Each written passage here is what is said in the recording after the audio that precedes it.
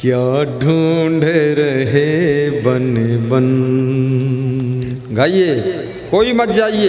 क्या ढूंढ रहे बन बन, घट घट में समाया है, घट घट में क्या है? आत्मा, मन और इंद्रियां। जब इंद्रियों का प्रभाव बढ़ जाता है तो आत्मा के विवेक की कौन सुनता है? जब मन का प्रभाव बढ़ता है तो इस आत्मा की आवाज को कौन सुनता है?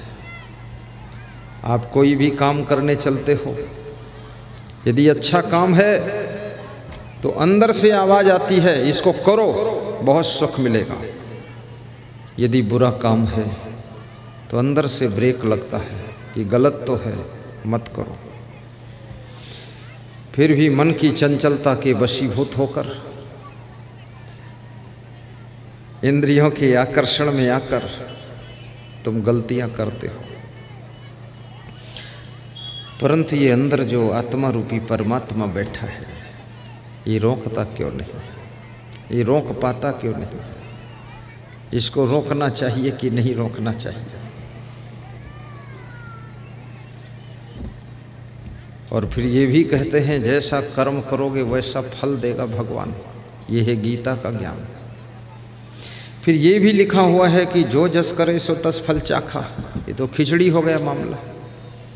एक तरफ कहते हैं कि जैसा कर्म करोगे वैसा फल देगा भगवान, वैसा फल देगा अल्लाह, और दूसरी तरफ ये भी कहते हैं कि कर्म प्रधान विश्व रचि राखा, जो जस करे सो तस फल चाखा।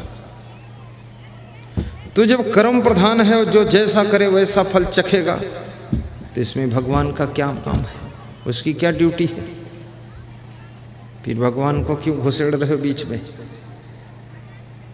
दूसरी तरफ ये भी समझाते हो भगवान जितना देगा उतना ही मिलेगा। तो भगवान जितना देगा उतना ही मिलेगा, तो कर्म क्यों करते हो? तो कहते हैं कर्म किए बिना कुछ नहीं मिलेगा। भगवान देगा तो क्यों नहीं मिलेगा? भगवान है क्या? कौन है भगवान? कस्तूरी कुंडली बसे मृग ढूंढे बनमाई, ऐसे घट घट राम है दुनिया जाने नहीं। कबीर साहब कहते हैं घट घट में राम है।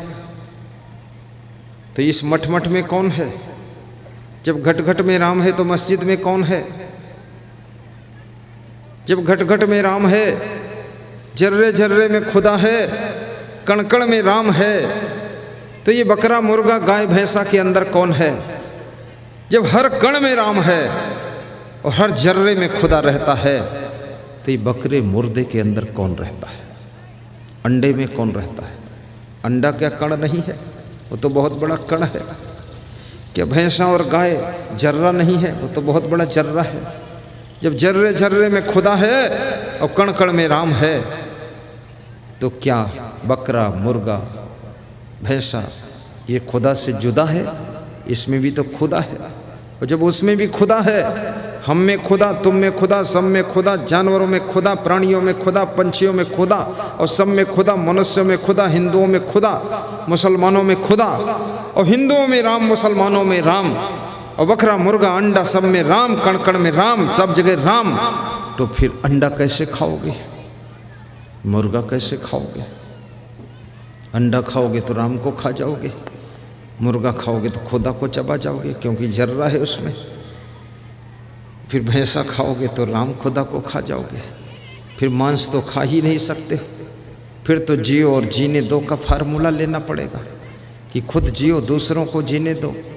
स्वामी महावीर यही कहते थे। कुरान शरीफ की पहली आयत कहती है बिस्मिल्लाह रहमान रहीम, कि वो रहमान रहम करने वाला अल्लाह है और रहम करने वाला रहमान है। तो रहमान किस पर रहम करता है?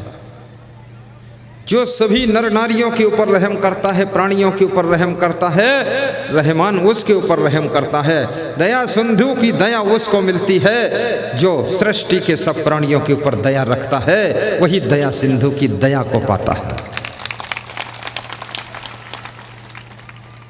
जिसके दिल में दया का खजाना नहीं, राम का नाम लेने से क्या फायदा। दान का हाथ आगे बढ़ाया नहीं, खाली माला हिलाने से क्या फायदा। दान का हाथ आगे बढ़ाया नहीं, खाली माला हिलाने से क्या फायदा। और जिसके दिल में दया का खजाना नहीं, राम का नाम लेने से क्या फायदा। कितनी बड़ी बात हो गई। तो राम का नाम लेने से फायदा नहीं है और दिल में दया का खजाना नहीं है, और दिल में दया का खजाना नहीं है तो क्या रावण का नाम लेने से फायदा हो जाएगा। तुम कहते हो राम का नाम लेने से क्या फायदा, दिल में दया नहीं। चलो दिल में दया नहीं मैं मानता हूँ, तो क्या रावण का नाम लो उससे फायदा होने वाला। अरे दिल में दया का खजाना नहीं है तो राम और कृष्ण, रावण और कंस किसी का नाम लेने से कोई फायदा नहीं है, क्योंकि राम कोई और नहीं है। राम तो दया की मूर्ति है, करुणा की मूर्ति है। कृष्ण और कोई नहीं है, कृष्ण तो प्रेम की मूर्ति है। अगर प्रेम, करुणा और दया तुम्हारे अंदर है तो समझ लो राम और कृष्ण का प्रभाव तुम्हारे अंदर पैदा होगा।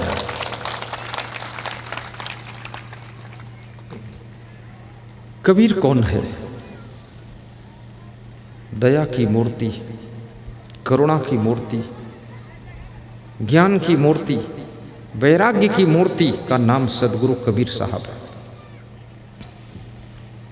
और कबीर का नाम लेते ही तुमको कबीर साहब की महिमा याद आने लगती। शेर का नाम लेते ही शेर के गुण अवगुण सब याद आने लगते। सांप का नाम लेते ही सांप की बनावट दिखाई देने लगती, उसका जहर याद आता। बिच्छू का नाम लेते ही तुमको संदेह होता कि पास पड़ोस बिच्छू तो नहीं रेंग रहा। नाम लेने से क्या फायदा है? नाम लेने से बहुत फायदा है।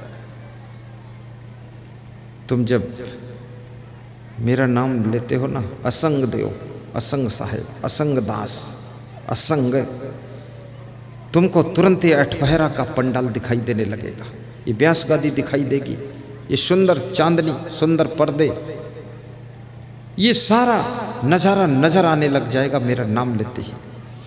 नाम के पीछे बहुत बड़ी यादें छिपी होती है। इसलिए कहते हैं चित्र भी उसका देखो जिसका चरित्र अच्छा हो। जिसका चरित्र अच्छा नहीं उसका चित्र देखोगे तुम्हारे चरित्र पर बुरा प्रभाव पड़ने लग जाएगा। मैं निवेदन करूंगा, जो लोग हीरो हीरोइन के चित्र अपने घर में लगाते हैं उनको शायद पता नहीं है, उस हीरो हीरोइन के चित्र जब तुम्हारी पत्नी देखती है और उसके द्वारा नई संतान का जन्म होने वाला है तो उसके द्वारा चरित्रहीन ही पैदा होने वाला है। क्योंकि हीरो हीरोइन जैसे चरित्रहीनों का दर्शन करते करते उसके संस्कारों का प्रभाव गर्भावस्था में पलने वाले शिशु के ऊपर पड़ जाता है। उस समय भक्ति के गीत सुना करो, प्रवचन के शब्द सुना करो, महान पुरुषों के चित्र लगाकर दर्शन किया करो, भक्तों का दर्शन किया करो, गुरुदेव का चित्र लगाकर उसको देखा करो। तुम्हारे द्वारा जो संतान का जन्म होगा, कोई ध्रुव जैसा भक्त पैदा होगा, कोई मीरा जैसी भक्ताणी जन्म लेगी, कोई शिवरी जैसी श्रद्धा करने वाली बेटी का जन्म होगा, कोई प्रहलाद जैसा अखंड भक्ति लेकर के आत्मा पैदा हो जाएगा। इसलिए महान पुरुषों के चित्रों का दर्शन करना चाहिए। कितने लोगों के घरों में देखता हूँ घोड़ों के चित्र लगे, गधों के चित्र लगे, कौवा का चित्र लगा हुआ है। तो तुम्हारे घर में काग भुसंडी पैदा होगा। जंगली भैंसा का चित्र लगा है, पूरा घर भैंसा भैंस बना हुआ है। ये कैसे चित्र लगा रहे हो? ये चित्र व्यर्थ नहीं होते हैं, चित्र का भी प्रभाव होता है। इसलिए चरित्रवान का चित्र लगाओ, महान संत का चित्र लगाओ। जो गिरा गुजरा संत है, भ्रष्ट हो गया है संत, चरित्र से गिर गया है, जिसके नाम पे कलंक लग गया है, उसका चित्र निकाल करके कोसी नदी में प्रवाहित कर दो कि जाओ महाराज दया करो, बहुत दिन तुम्हारे चित्र की पूजा किया हूँ, क्षमा करना, तुम्हारा चरित्र पूजने योग्य नहीं रह गया। चित्र उसका पूजना चाहिए जिसका चरित्र उत्तम क्लास का, चरण उसके छूना चाहिए जिनके आचरण पवित्र क्लास के हों। और याद रखना, उनके समीप में बैठना चाहिए जिनके पास में बैठने से सदाचार की सुगंध मिलती है। अपने मुख की वाणी से उनका गुणगान करो, जो गुणवान है उनका गुणगान करो। भ्रष्टों का गुणगान करने से वाणी प्रदूषित हो जाती है, वाणी का तेज समाप्त होता है। जिन्होंने दुनिया में कुछ अच्छा किया है उनको धन्यवाद दीजिए, जो बहुत कुछ करने जा रहे हैं उनको करने के लिए आशीर्वाद दीजिए, जो कुछ नहीं करना चाहते हैं आलसी निकम्मे लोग, उनका नाम मत लीजिए, आलसियों का, कुढ़िया लोगों का। और जो रात दिन देश की उन्नति के लिए, गांव की उन्नति के लिए, घर की उन्नति के लिए, धर्म की रक्षा के लिए चिंतन करते हैं, ऐसे लोगों को प्रोत्साहन पुरस्कार दीजिए कि आप धन्य हैं जो पूरे देश के लिए सोच रहे हैं। थोड़ा स्वार्थ से ऊपर उठिए, परमार्थ के बारे में भी सोचिए, धर्मार्थ के बारे में भी सोचिए, सेवार्थ के बारे में सोचिए। छत्तीसगढ़ के भक्त श्री शिवरी नारायण तीर्थ के भक्त बिल्लू अग्रवाल जी, कार्तिक राम यादव जी, वे कह रहे थे, धन जो कमाता हूँ धन का शुद्धिकरण करता हूँ, ये शरीर जो है इसका शुद्धिकरण करता हूँ, मन का शुद्धिकरण करता हूँ, वाणी का शुद्धिकरण करता हूँ। तो मैंने कहा कैसे शुद्धिकरण होता है? बोले धर्म के लिए जब धन दान करता हूँ तो धन शुद्ध हो जाता है, धर्म के कार्यों के लिए जब शरीर सेवा में लगाता हूँ तो शरीर शुद्ध होता है। भंडारा हो रहा था,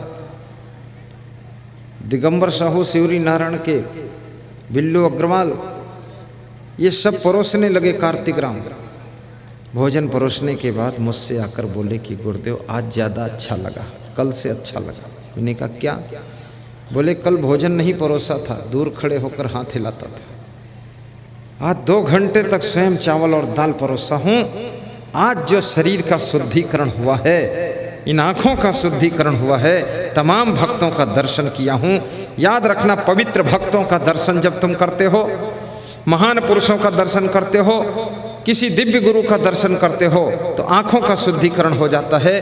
जब गुरु के अच्छे अच्छे गुणों का गुणगान करते हो तो वाणी का शुद्धिकरण हो जाता है। जब इन हाथों से तुम पवित्र आत्माओं की सेवा करते हो तो आपके हाथों का शुद्धिकरण हो जाता है। और पैरों से चल करके जब किसी सत्संग में जाते हो तो इन पैरों का शुद्धिकरण हो जाता है। और गाड़ी में बिठा करके सब सत्संगी भाइयों बहनों को ले जाते हो तो गाड़ी का भी शुद्धिकरण हो जाता है। जब तुम्हारे मकान में कोई संत और भक्त के चरण पड़ते हैं तो भवन का भी शुद्धिकरण हो जाता है। और जब धन संतों और भक्तों की सेवा भंडारा के लिए दान करते हो, अन्न का दान करते हो तो धन और अन्न का भी शुद्धिकरण हो जाता है। इसलिए इनका शुद्धिकरण करना चाहिए।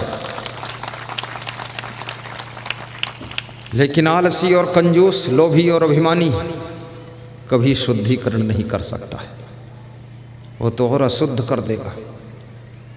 किसी गांव में भागवत कथा चल रही थी, बहुत लोग सुनने के लिए आए थे। भागवत कथा समाप्त हुई, आरती हुई, भगवान की आरती। शंकर जी के मंदिर में शंकर जी की आरती होती है, कृष्ण के मंदिर में कृष्ण की आरती, दुर्गा के मंदिर में दुर्गा की आरती, और गुरु जी के दरबार में गुरु जी की आरती होती है। जय जय सत्य कबीर, आरत गरीब निवाज। साहिब आरती हो। बड़ी मज़े की बात हुई, आरती का दर्शन कराया गया, सब श्रोताओं में आरती पहुंची। श्रोता आरती की थाल पर ऐसे हाथ करके मस्तक में लगाते, अपनी श्रद्धा अनुसार 10, 20, 50, 100 रुपये आरती की थाल में दान डालते, धन का शुद्धिकरण करते। एक आदमी बड़ा कंजूस बैठा था श्रोताओं के बीच में। उसके सामने जब आरती पहुंचने लगी तो उसने सोचा अब क्या करूं, अब तो देना ही पड़ेगा। अड़ोस पड़ोस के लोग दे रहे हैं, उनके संकोच में देना पड़ेगा। कभी कभी तुम देना नहीं चाहते हो, लेकिन पड़ोसी देता है तो उसके संकोच में तुम दे देते हो। देने का मन नहीं था, देने के बाद पछताते भी हो, कहाँ फंस गए। 50 रुपया देना पड़ा, अब कल से दोबारा नहीं जाऊंगा, दूंगा नहीं। चमड़ी चली जाए पर दमड़ी नहीं जाने दूंगा। कंजूस मक्खी चूस। तो कंजूस आदमी जो बैठा था, लोभी कभी दान नहीं करता है। लोभी दान देने वालों की भी निंदा करता है कि ये बेवकूफ़ लोग हैं जो देते हैं, और लोभी कंजूस दान लेने वालों की भी निंदा करता है कि सब बटोर बटोर कर लिए जा रहे हैं। और लोभी चंदा लेने वालों की निंदा करता है, कंजूस।